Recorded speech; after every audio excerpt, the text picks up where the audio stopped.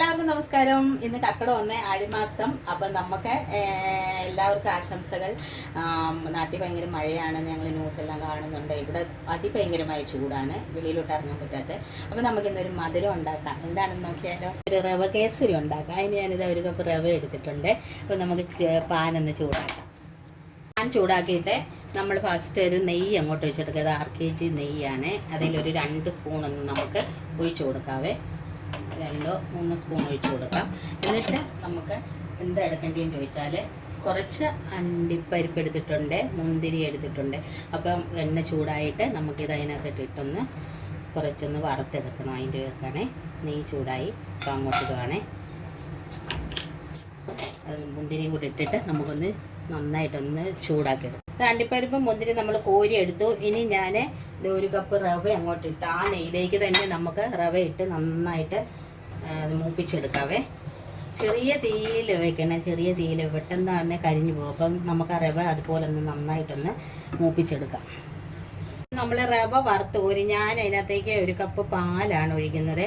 നമ്മൾ വെള്ളം ഒഴിച്ചിട്ടാണ് തിളച്ചിട്ടുണ്ടാക്കിയാലും മതി. ഞാനൊരു കപ്പ് പാൽ ഒഴിച്ചിട്ട് അത് നന്നായിട്ട് തിളച്ച് വന്നു കഴിയുമ്പോൾ നമുക്ക് അതിലേക്ക് പൊടി ഇട്ടിട്ട് നമുക്ക് ഇളക്കിയെടുക്കും. പാലൊക്കെ നല്ല തിളച്ച് വരുന്നു. അപ്പോൾ കളർ കിട്ടാൻ വേണ്ടിയിട്ട് ഞാനൊരു ശകലം മഞ്ഞപ്പൊടി കലക്കിയിട്ടുണ്ട്. നമുക്ക് കുങ്കുമപ്പൂ ഉണ്ടെങ്കിൽ അത് ഒഴിക്കാം. ഒരു കുങ്കുമപ്പൂ ഇത്തിരി എടുത്തേച്ച് അതിനകത്ത് ഇത്തിരി ചൂടുവെള്ളം ഒഴിക്കാം. കളർ അല്ലെങ്കിൽ ഫുഡ് കളർ ഉണ്ടെങ്കിൽ അത് ആഡ് ചെയ്യാം. ഞാനൊരു ശകലം മഞ്ഞപ്പൊടി അതിനകത്തേക്ക് ആഡ് ചെയ്തിട്ടുണ്ട്. എന്നിട്ട് ഒന്ന് തിളച്ചിട്ട് നമ്മൾ വറുത്ത് വെച്ചിരിക്കുന്ന റവ കുറേശ്ശെ അങ്ങോട്ട് ഇട്ട് ഇളക്കി കൊടുക്കണേ. കുറേശ്ശെ ഇട്ട് കൊടുക്കുകയാണെങ്കിൽ നമുക്ക് കട്ടിയാകാതിരിക്കും, അല്ലെങ്കിൽ നമ്മളത് കട്ടി പിടിച്ച് പോകും.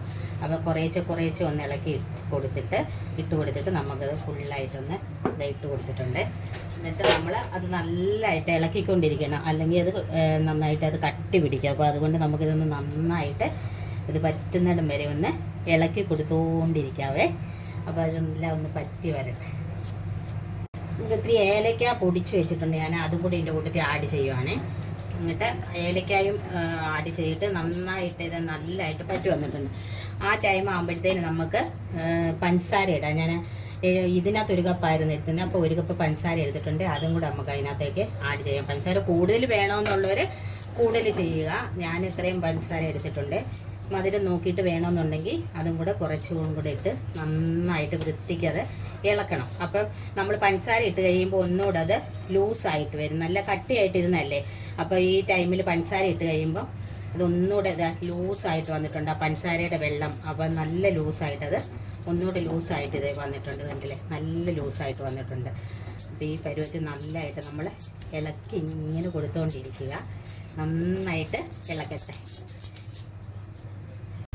നമുക്കിനി വറുത്ത് വെച്ചിരിക്കുന്ന അണ്ടിപ്പരിപ്പും മുന്തിരി എല്ലാം കൂടെ അങ്ങോട്ട് ഇടാവേ. ഇതെല്ലാം കൂടി ഇട്ട്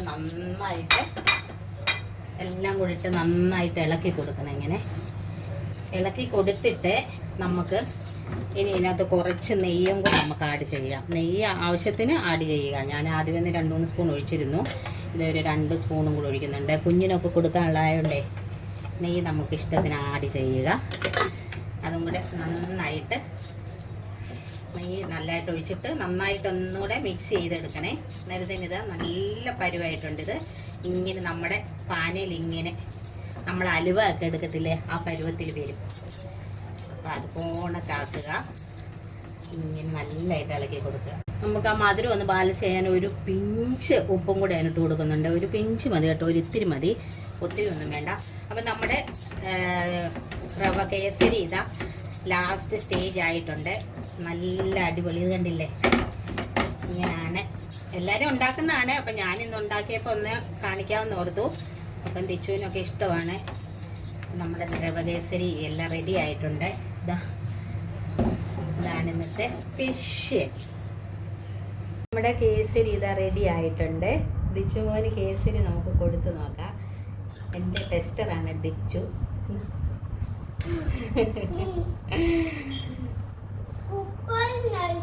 സൂപ്പർ നൈസാണെന്ന് അവന് ഇഷ്ടമാണ് കേസരി. അപ്പോൾ എല്ലാവർക്കും കർക്കിടകമൊക്കെ ആയിട്ട് എല്ലാവരും സന്തോഷമായിട്ടിരിക്കുക. ഓക്കെ, ചാനലൊക്കെ കാണുക, സപ്പോർട്ട് ചെയ്യുക. ഇതൊക്കെയാണ് പറയാനുള്ളത്. അപ്പോൾ എല്ലാവരും കേസരിയൊക്കെ ഉണ്ടാക്കിയിട്ട് പറയണേ എങ്ങനെയൊക്കെയാണെന്ന്. ഞാൻ ഉണ്ടാക്കിയിട്ടാണോ എന്നേ. നമ്മളുണ്ടാക്കുന്നത് ഇങ്ങനെയാണ്. അപ്പം ഓക്കെ, ബൈ, സി യു.